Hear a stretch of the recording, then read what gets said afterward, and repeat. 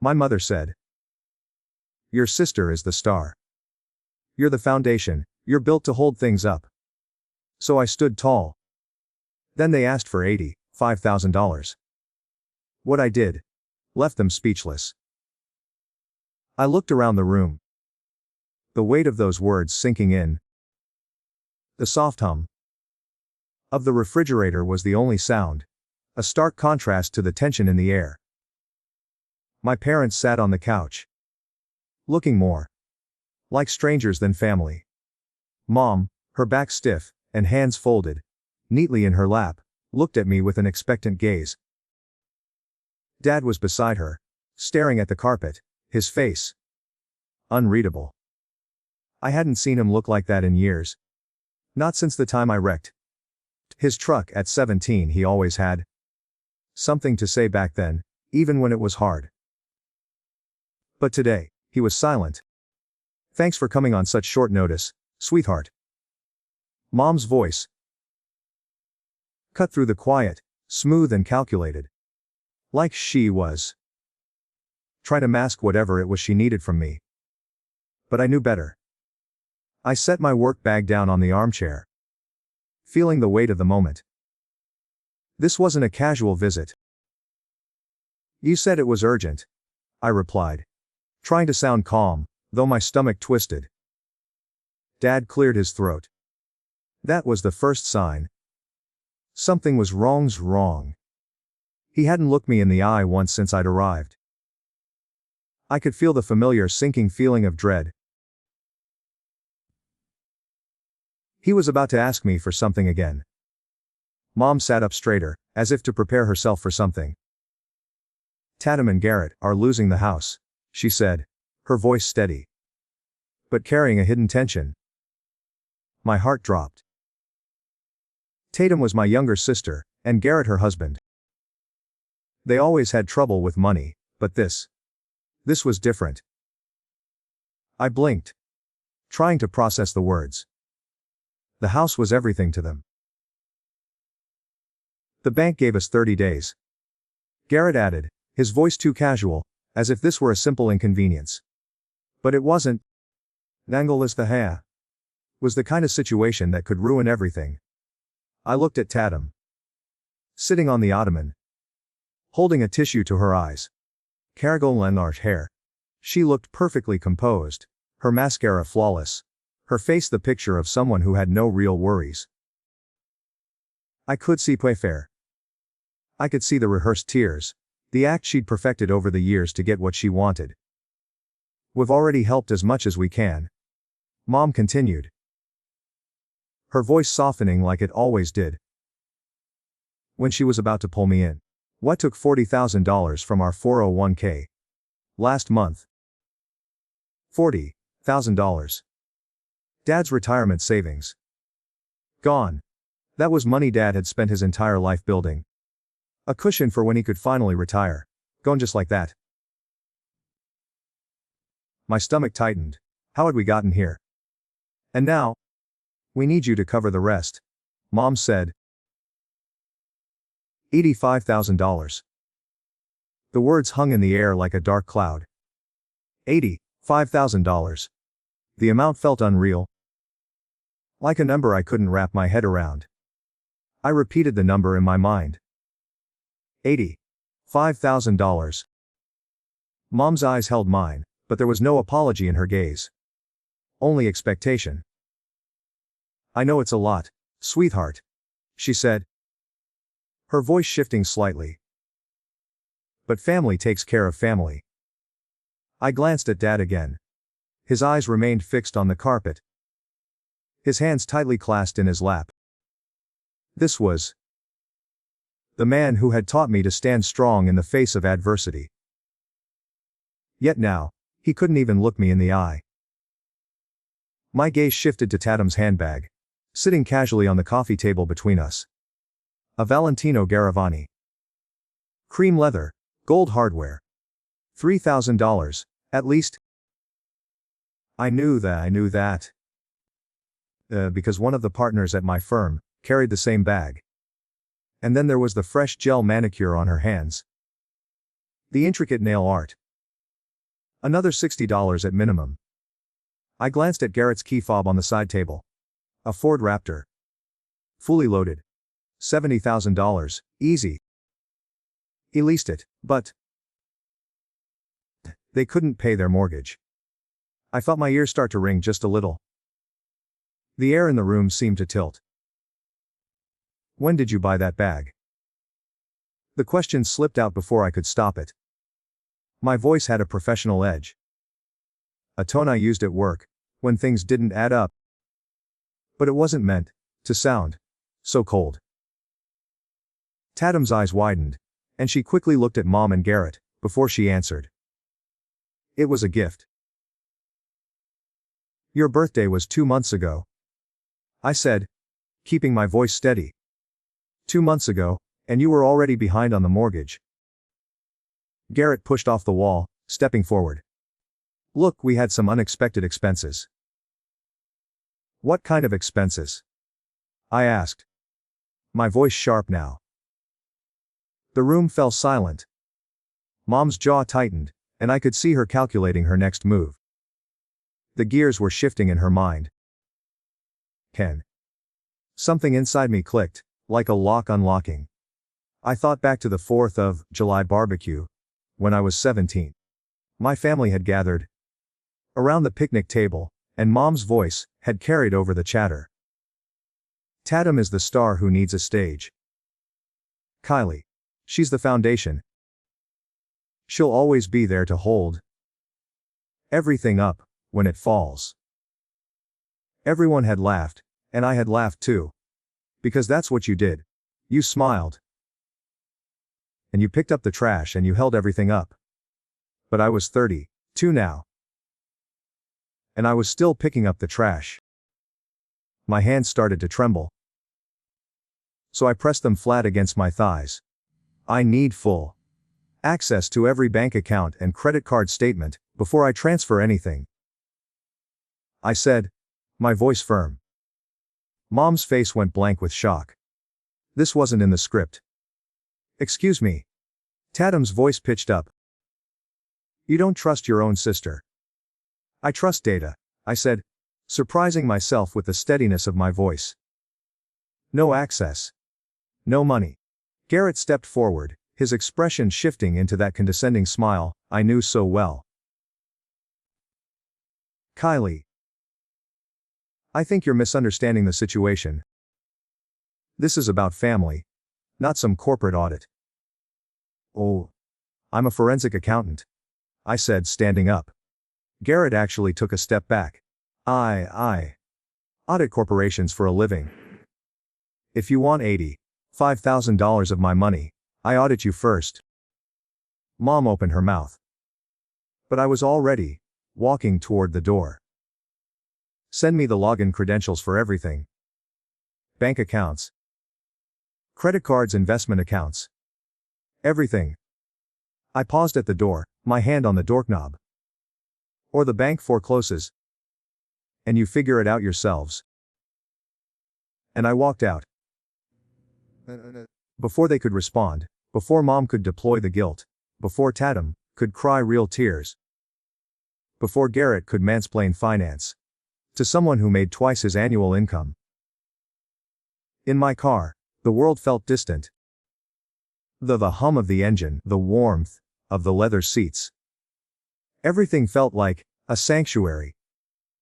I gripped the steering wheel, my knuckles white, and just breathed. For a moment. My whole body was shaking now. Adrenaline flooding my system. But underneath the fear, there was something else. Something that felt dangerously close to freedom.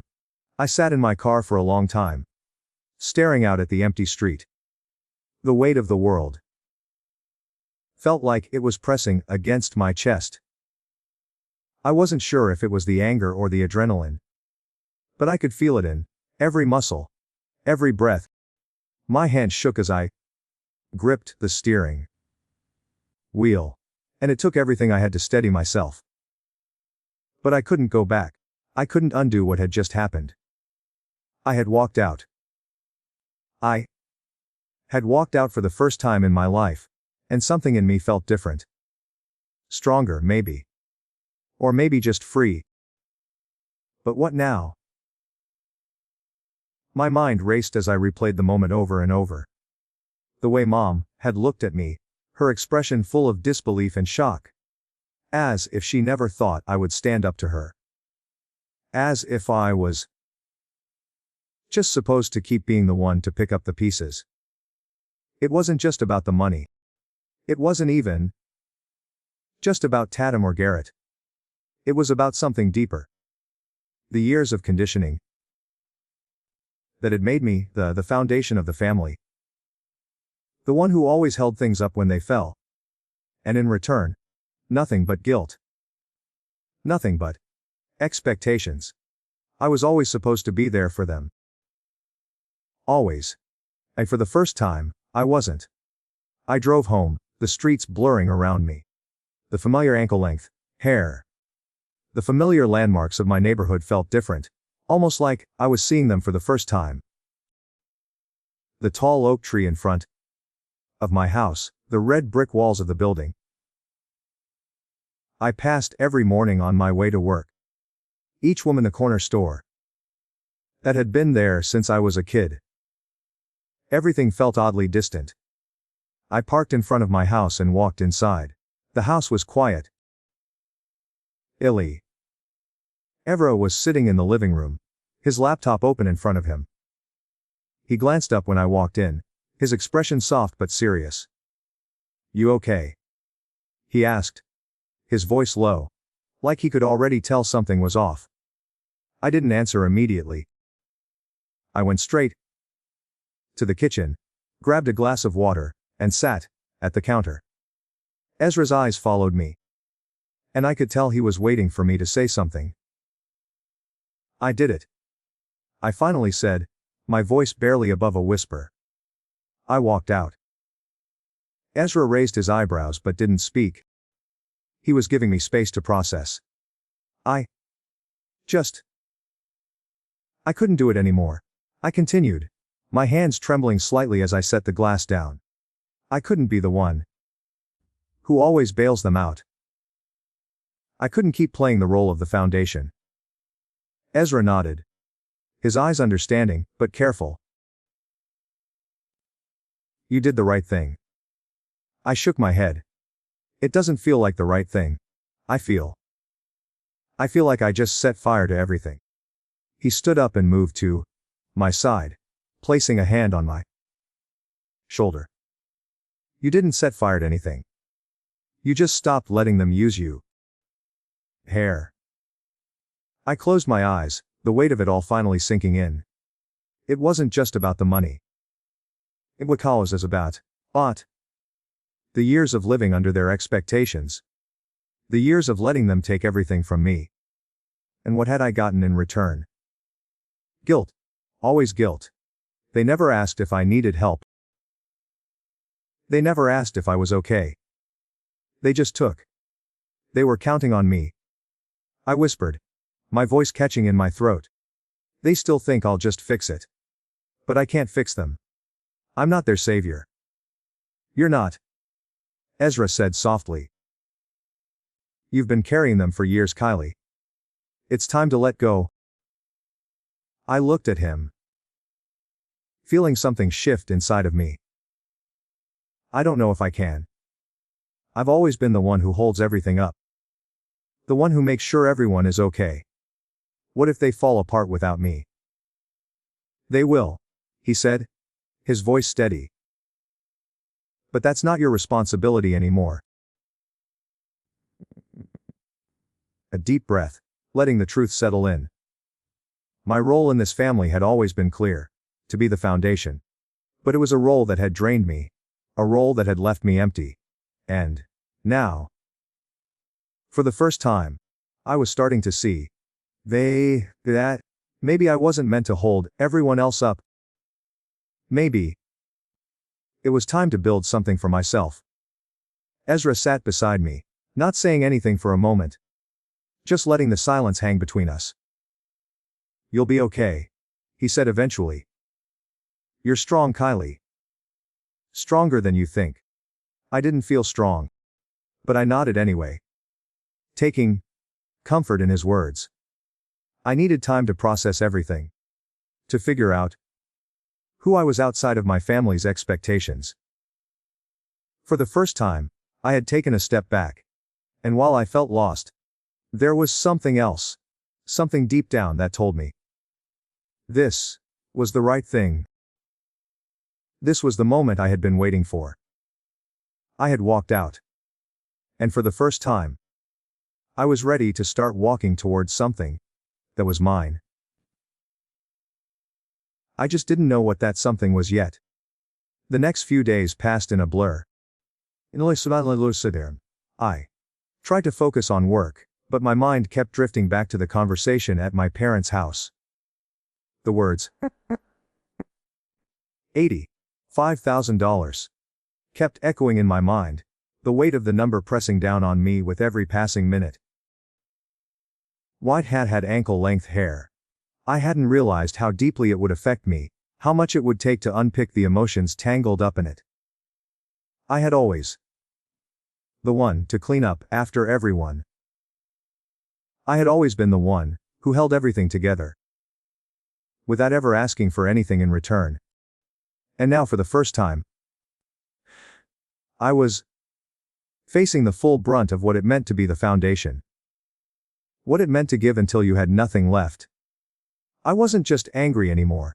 I was tired. So tired. I needed answers. I needed to understand. Exactly what had happened with my family's finances. I needed to confront the. Most of all, I needed to confront the truth, even if it meant tearing through everything they had hidden from me. I sat at my desk.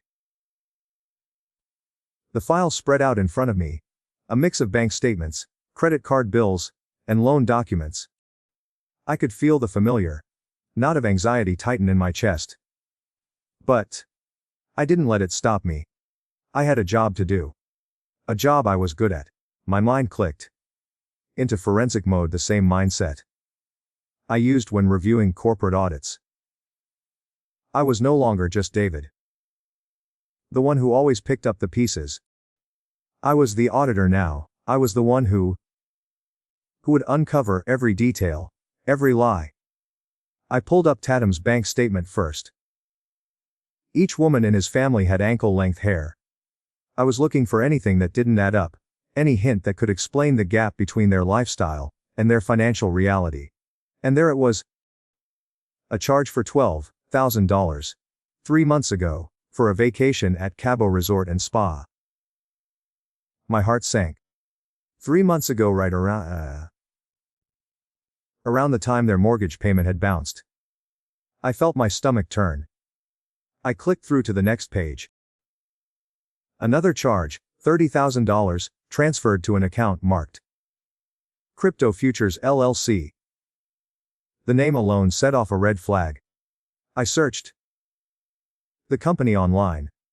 It didn't exist. They had lost $30,000 on a fake investment. And they had hidden it from everyone. I ran my fingers through my hair. The depth of the lies was staggering. And then, I found the retail charges. $400. At Blackstone Steakhouse. $500 at a boutique in the city. $2,000 in designer purchases. Garrett's key fob. Tatum's handbag. The evidence was piling up. And it wasn't just that they were irresponsible. It was that they had lied. They had hidden their actions.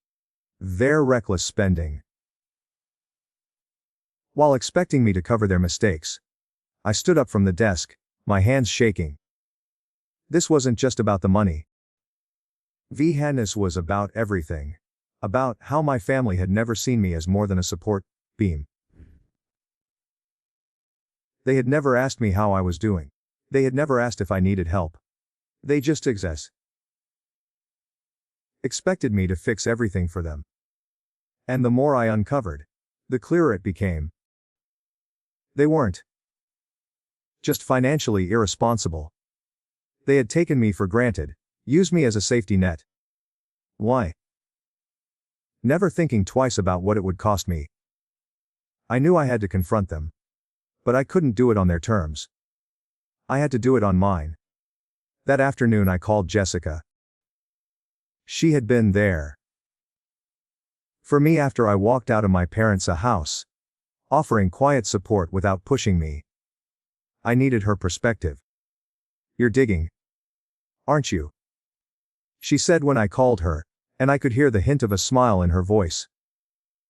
"Yeah. I'm finding things," I said, feeling the exhaustion settle in my bones. "I can't believe what I'm seeing."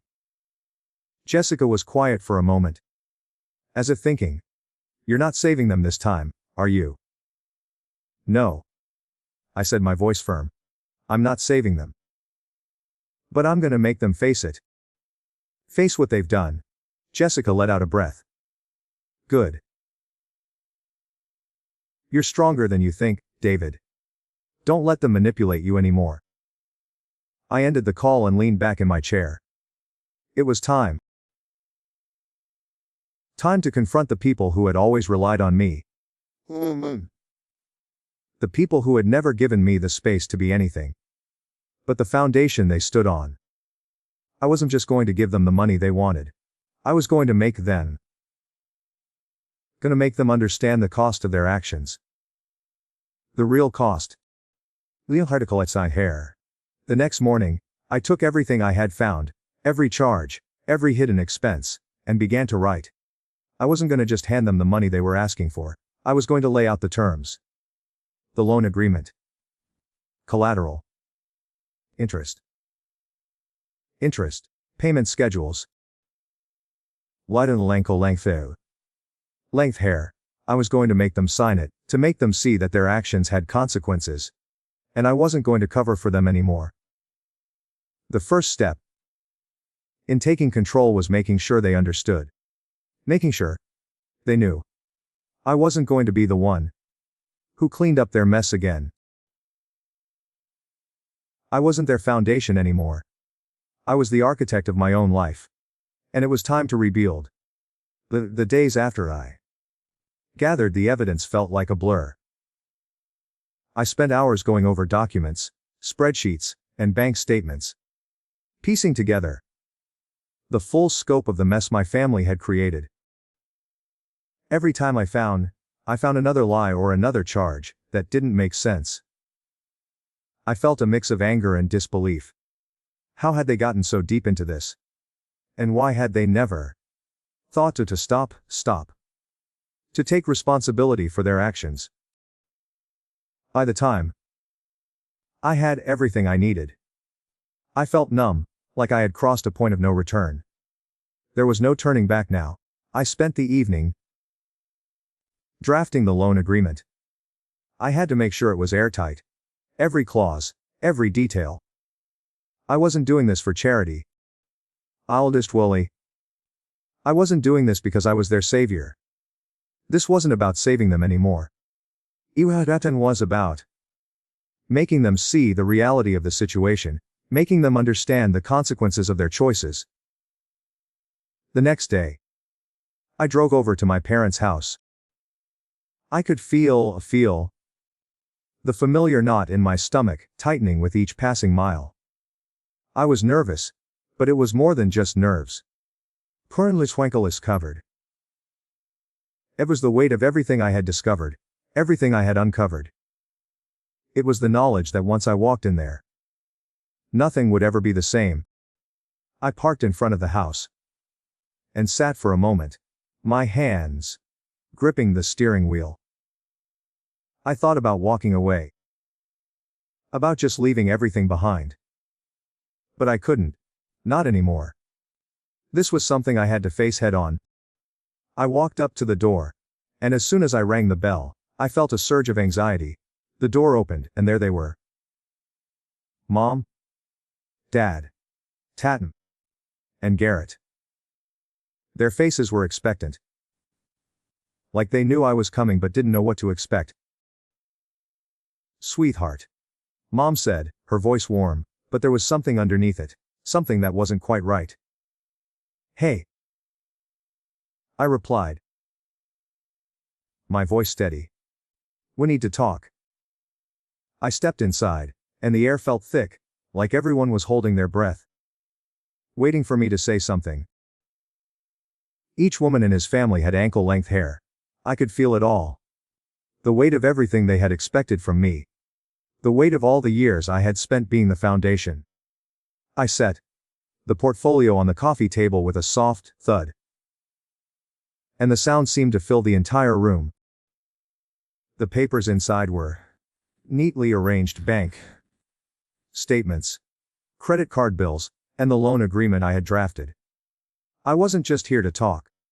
I was here to show them the truth, before we proceed. I said, looking directly at Mom and Dad, I want to show you something. I opened the portfolio and pulled out the first document. It was Tadung's Thames bank statement. I slid it across the table.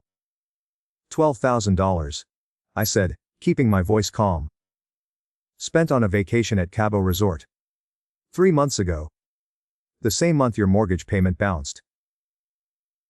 Tatum's eyes widened. She looked at Garrett. But he just shrugged. As if this was somehow normal. I reached into the portfolio again, and pulled out Garrett's credit card statement. $30,000. I continued. Transferred to a company that doesn't even exist anymore. Crypto Futures LLC. You lost $30,000, Garrett. And you didn't tell anyone. I saw Dad shift uncomfortably. His eyes darting between me and the papers. But he didn't say anything. $400 at Blackstone Steakhouse. I went on, pulling out another statement. $500 at a boutique. $2,000 in designer purchases. I paused and looked at Tatum. And this. A $3,000 handbag. The silence in the room was deafening. No one spoke. No one moved. I watched as Garrett's face paled. And Tatum's eyes flicked nervously around the room. You've been spending money you don't have. I said, my voice steady. Though inside I was shaking. And all the while, you've been asking me to cover for you. To be the foundation. But I'm done. I paused and took a deep breath before pulling out the next document, the loan agreement. Agreement. I slid it across the table. $5,000. Interest. Payment schedule. Collateral. The lake house. And if you miss a payment, it's mine. Mom's face went white. You can't be serious. She whispered, her voice shaking. I am serious. I replied. This is what it takes to get your attention. You've made it clear that you think I'm just here to fix things when they go wrong. But I'm not doing that anymore. Herr Garrett opened his mouth to argue, but I held up my hand, silencing him. I'm not your safety net. I said, my voice low but firm. I'm not your foundation. And I'm not going to keep letting you drain me dry. Tatum's face flushed with anger. This is extortion, she hissed. No. I said, shaking my head. This is responsibility. Something none of you have ever learned.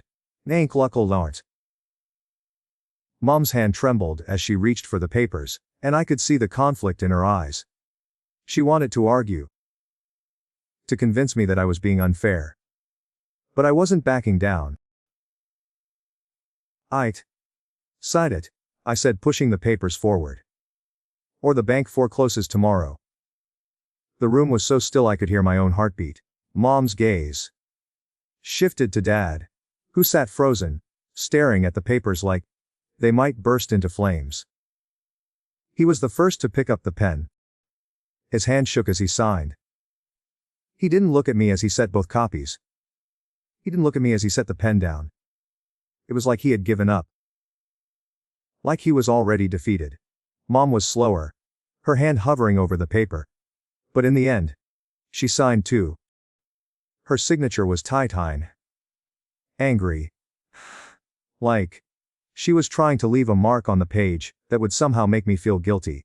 I didn't feel guilty, I felt free.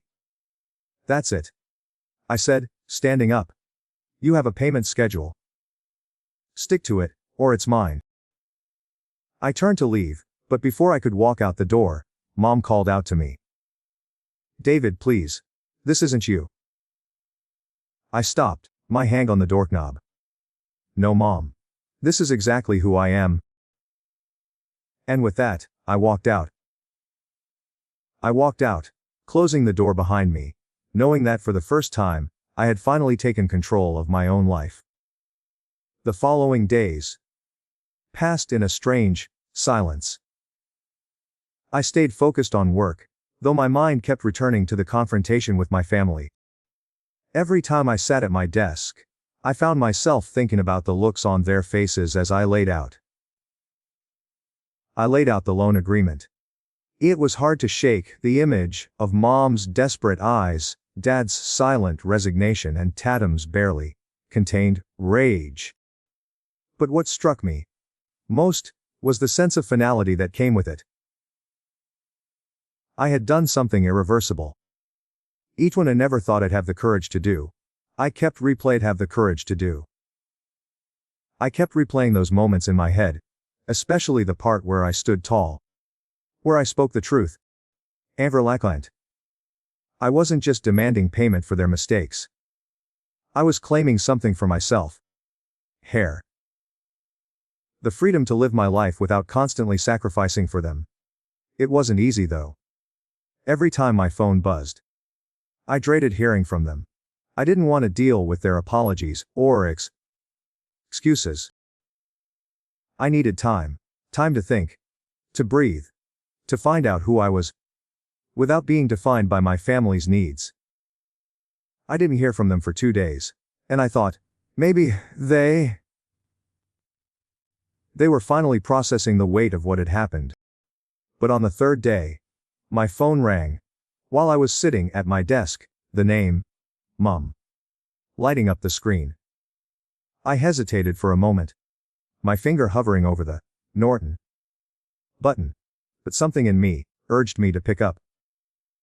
David, she said, her voice soft, almost as if she was treading carefully. Illy. I leaned back in my chair, my hand stilling on the keyboard. You signed it? I asked, trying to sound neutral. Yes, she replied. Your father and I, we're just trying to understand everything. You know how hard this is for us. I felt a surge of frustration but pushed it down. I don't want excuses, Mom. I want you to understand why I had to do this. You and Dad always expect me to be the one to fix everything. To be the one who cleans up the messes. But I can't do that anymore. There was a long pause on the other end of the line. I could hear the faint sound of her breathing, and I knew she was trying to gather her thoughts. I know, she said finally. I don't want to lose you. Then stop using me, I said, my voice firm. You raised me to be the foundation. But I'm not going to hold everything up for you anymore. You need to stand on your own. Her voice cracked slightly.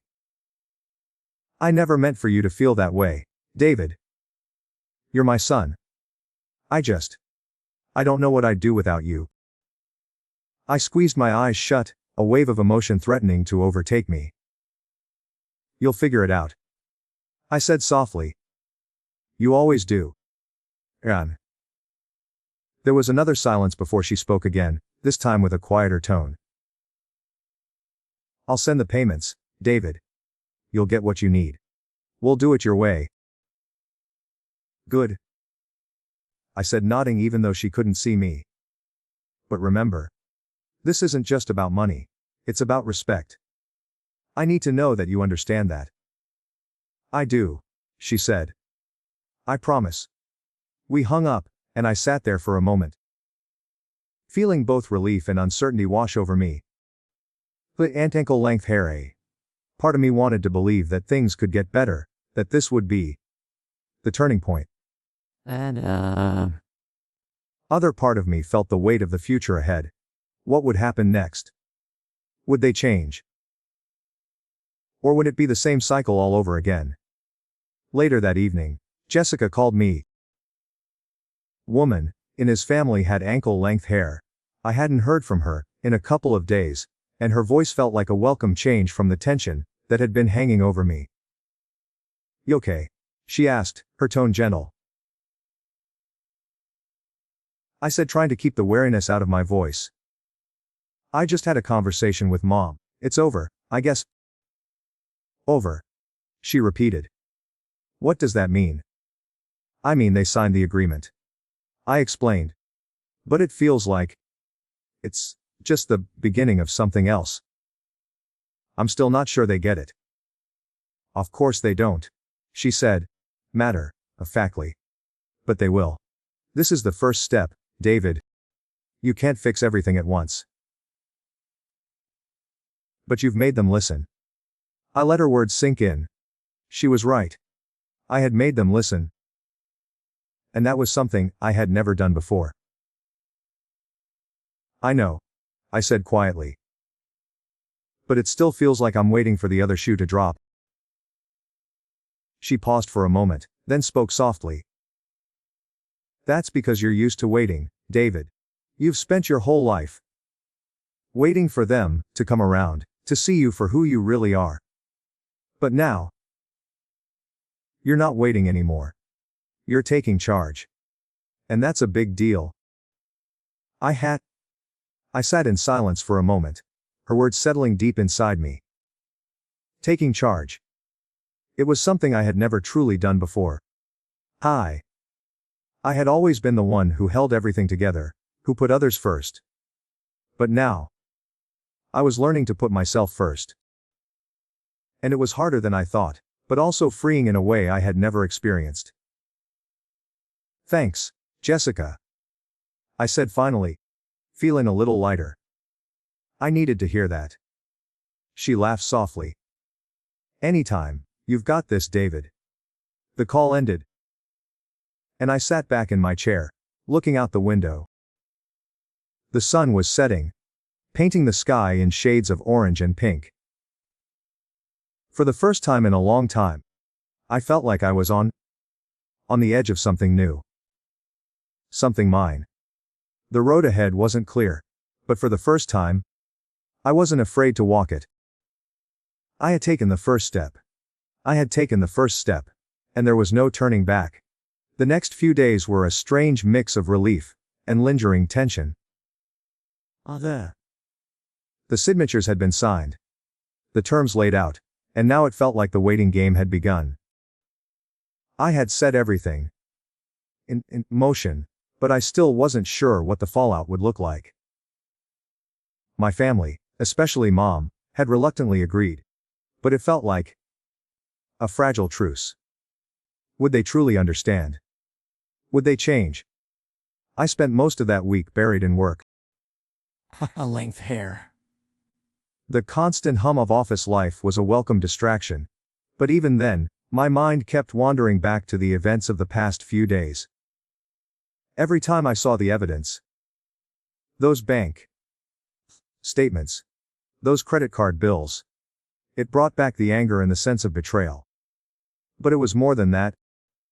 In his family had ankle-length hair. I realized I was angry not just with my family for their reckless behavior, but with myself for letting it go on as long as I did. On Thursday, my phone buzzed. It was a text from Mom. My stomach twisted as I opened it, bracing myself for more guilt. More pressure to fix things. Them instead, the for short and simple is the first payment will be made next month, David. I'm sorry for everything. I'll try to do better. I stared at the screen for a long moment, the words hanging in the air. There was an apology in there. Yes. But something about it felt off. Like it wasn't really an apology.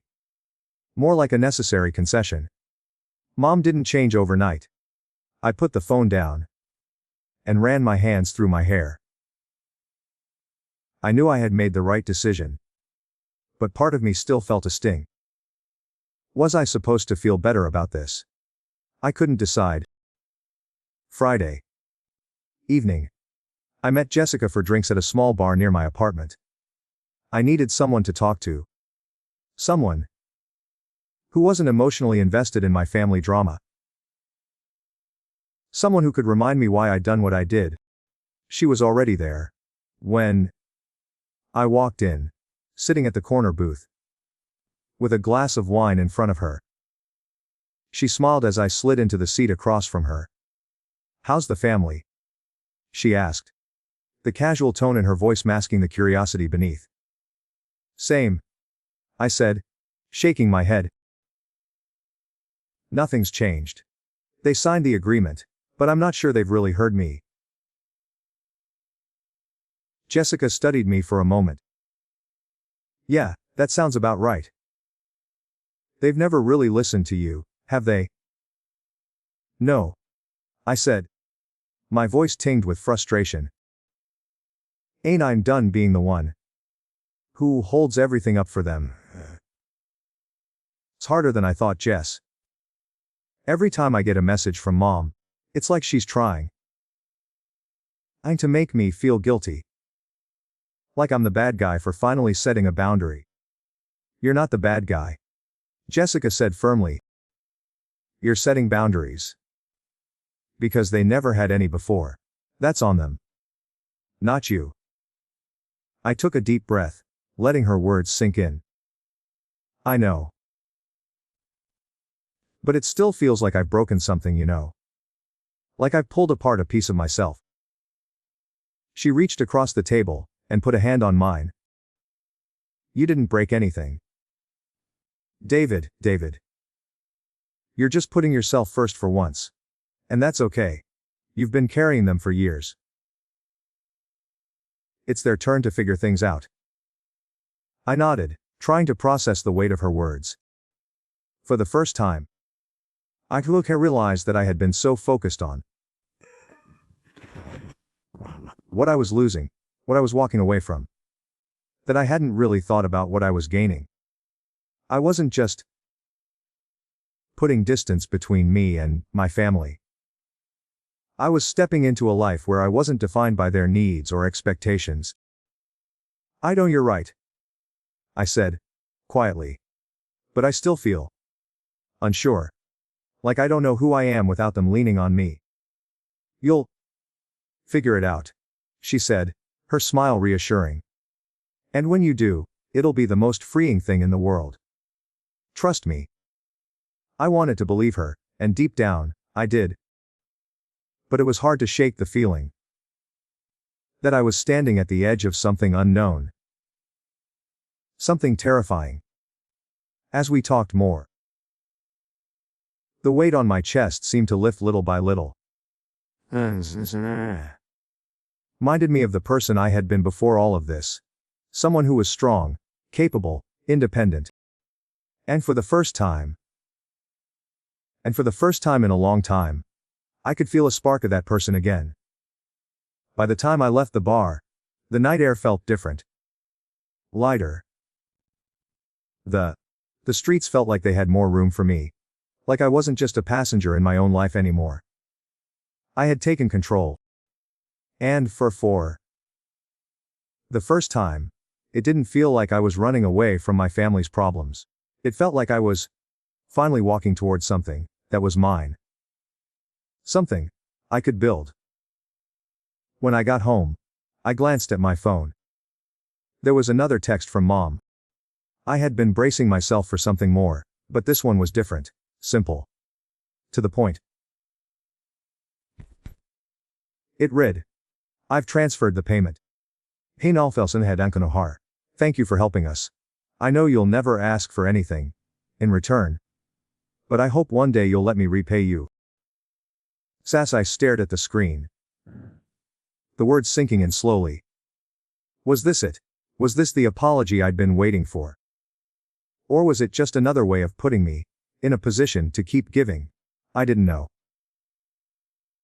But in that moment, I felt a quiet sense of resolution settle over me. I had done what I needed to do. And I was ready to move forward. Tomorrow would come with its challenges. But for now, I knew I had made the right choice. And maybe, just maybe, I would learn how to put myself first from now on. The days following the payment transfer felt like a delicate truce. Things had settled in a way. But the silence between my family and me was still thick with unspoken words. Every time my phone buzzed, I expected it to be them. Another apology, another plea to make things right. But it never came. It was as if the lines of communication had been drawn, and I was standing on the outside, waiting to see if they would cross over. I spent most of that time working, distracting myself with spreadsheets, audits, and reports. The work was familiar, comforting in its structure, and I buried myself in it. But the truth was, silence was louder than any phone call I could have received. It gnawed at me, making me question whether I had made the right decision. It was the following Tuesday, when I received another call from Mom. Her voice was softer than usual, hesitant even. "David. Sweetheart. We need to talk." I hesitated, the weight of everything we'd been through settling in my chest. "About what?" I asked, trying to keep my voice steady. "I've been thinking a lot," she began. "About what you said. About boundaries. And I'm sorry. I'm really sorry for not seeing it sooner." She paused. And I could almost hear the struggle in her words. "You've always been the one to hold things up. To take care of everyone. I never realized how much it cost you." I didn't know how to respond. It was the apology I had been waiting for, but it felt different than what I had imagined. It wasn't some grand gesture. It was quiet, almost tentative. "I just want you to understand, Mom," I said finally, my voice softening. "I can't keep doing this. I can't keep being the one to fix everything." "I know," she replied. "I've been selfish. I've been using you without even realizing it." She sighed. "You're right. You shouldn't have to carry this weight. You've carried it for so long. And I didn't see it." I closed my eyes, letting her words sink in. This was the turning point I had been waiting for. It wasn't about the money anymore. It wasn't even about the house, or the loan agreement. It was about finally being seen, finally having my feelings and my needs acknowledged. "I'm glad you see it now," I said quietly. "It's not just about this. It's about all the years before." "I understand," she said, her voice trembling. "And I'm going to do better. I don't want to lose you over this." I paused before responding, the weight of it all pressing in on me. "I don't want to lose you either, Mom. But this has to be different now. I need to be more than just the person you turn to when things go wrong. I need to be your son, not your safety net." Hair. There was a long pause, and I could almost feel her taking in the gravity of what I was saying. "I'll try," she said. Finally. "I promise." After the call ended, I sat in silence, letting everything wash over me. It wasn't perfect. And wasn't easy. But it was a start. I had never realized how much I had been carrying until I finally set it down. And now, for the first time, I could breathe. That evening, Jessica texted me. "How's it going?" The message read. I sat there for a moment before replying. "It's better. We talked." She replied almost instantly. "I knew you'd get through to her. You're stronger than you think, David." I smiled to myself. It was strange. This feeling of validation, of finally taking control and feeling like I wasn't alone. I had always been the one who took care of others, but now I was starting to realize I had to take care of myself first. When on hand his family had ankle-length hair. I could hear Ezra moving around in the kitchen, and for the first time in a long time, the sound didn't feel suffocating. It felt like home. I walked into the kitchen and leaned against the counter, watching him. "You okay?" he asked, glancing up from the stove. "Yeah," I said, smiling for the first time in days. "I'm okay." The next few days went by with a quiet rhythm. Things, my family, were still a work in progress, but it felt different now. Hay had ankle-length hair. Every time Mom called or sent a message, I didn't feel the familiar pull to drop everything and fix things for her. I felt more solid, more grounded. And, with each passing day, I began to realize that the foundation I had been building for everyone else, I could now start building for myself. I took a few days off work, needing the space to reset. I hadn't done that in years. I spent the time with Ezra, taking walks, lending less ankle-length hair, sitting outside, just talking. It felt good to do things that weren't about anyone else's expectations. Loppled their ankle-length hair, and it was just us. And it was the first time in a long time that I didn't feel the weight of the world on my shoulders. Then, one morning, I woke up early and made coffee. The sun was just beginning to rise, painting the sky in soft hues of pink and orange. I sat at the kitchen table with my coffee, my journal open in front of me. I wrote down everything I had been feeling, the anger, the fear, the confusion, and then slowly, I started to write about what came next. For the first time, I wrote about what I wanted. Not just about what everyone else needed. I realized I had spent my whole life putting my needs last. But that was changing now. I wasn't their foundation anymore. I was my own. And I had to start building from the ground up. For the first time, the future felt wide open. And that scared me. But it also excited me. The possibilities were endless. I could be anyone, do anything. I had just taken her step toward becoming the person I had always needed to be. I smiled to myself as I finished writing, the warmth of the morning sun spilling across the room. The foundation I had been building was finally my own. And I was ready to build something new. The months that followed felt like a slow, but steady rebuild. I found myself settling into a new rhythm. The first few weeks were the hardest. Every message from my family, every phone call from Mom, felt like a test of my resolve. I wasn't used to holding my ground, to saying no when I was expected to give. But I did. I did it again and again. Each time feeling stronger, more certain of the decision I had made. The payments started coming in on time. Just like Mom had promised. I didn't expect it to be easy. And it wasn't. There were moments when I would receive a text from her. Something simple like, "Thank you." Or, "We're doing better." And I would feel a pang of guilt. But then I would remind myself. I wasn't doing this for them. I was doing it for me. I had started seeing a therapist shortly after the confrontation with my family. It wasn't something I'd ever considered before. I didn't think I needed it. But after everything that had happened, I realized I needed someone to help me process all of it. The first few sessions were awkward.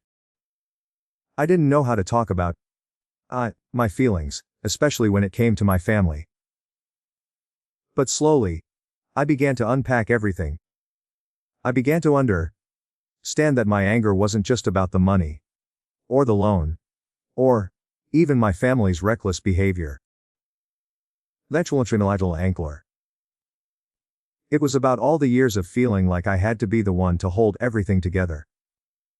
I had spent my whole life being the foundation, never asking for anything in return, never even considering what I needed. And that was the key.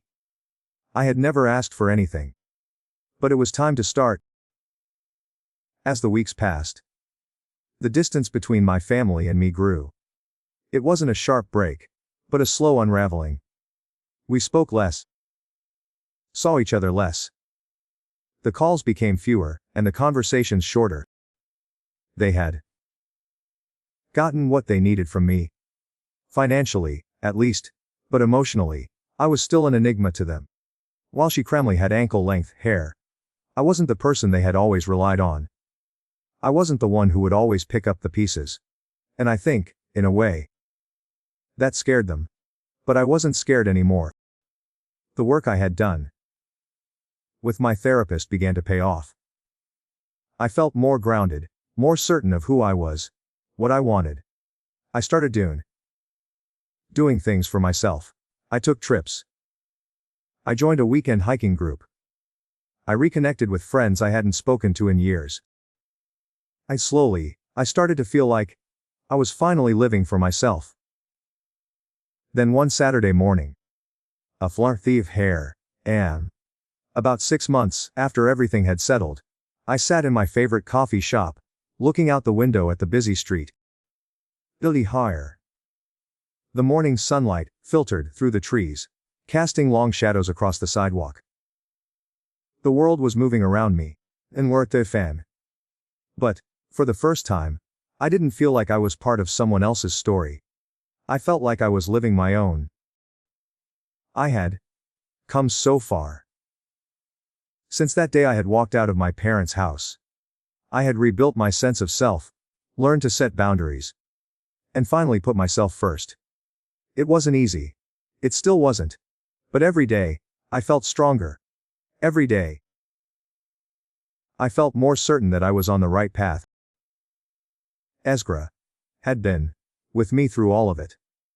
He had been my quiet strength, my unwavering support. I'd realized how much I needed someone like him, until he was there, steady and constant, reminding me that I wasn't alone. He had never tried to fix me. He had simply stood by me, and that had made all the difference. "Hey," he said, pulling me from my thoughts as he walked into the coffee shop, a grin on his face.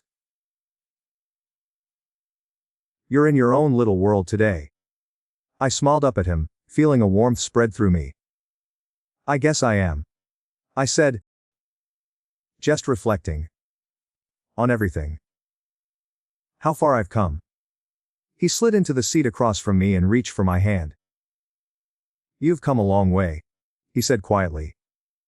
"I'm proud of you." For the first time in a long time, I felt proud of myself too. Not just for what I had accomplished, but for who I had become. I had finally learned how to stand on my own. Each woman to take control of my life and my choices.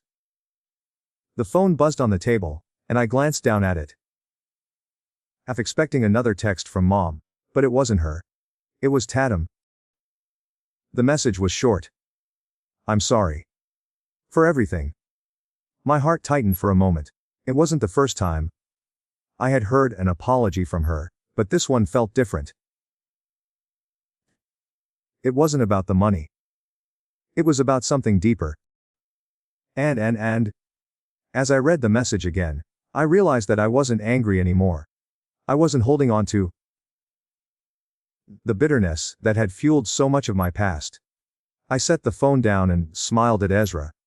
"It's a start," I said softly.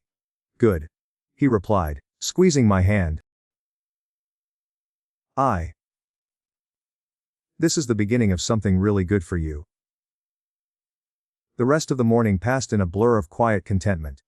We talked about the future. About plans. About trips we wanted to take.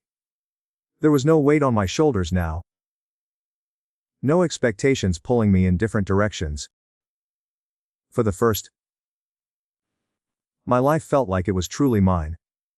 Later that day, as we walked through the park, I realized something I hadn't fully understood before. I wasn't just rebuilding my life.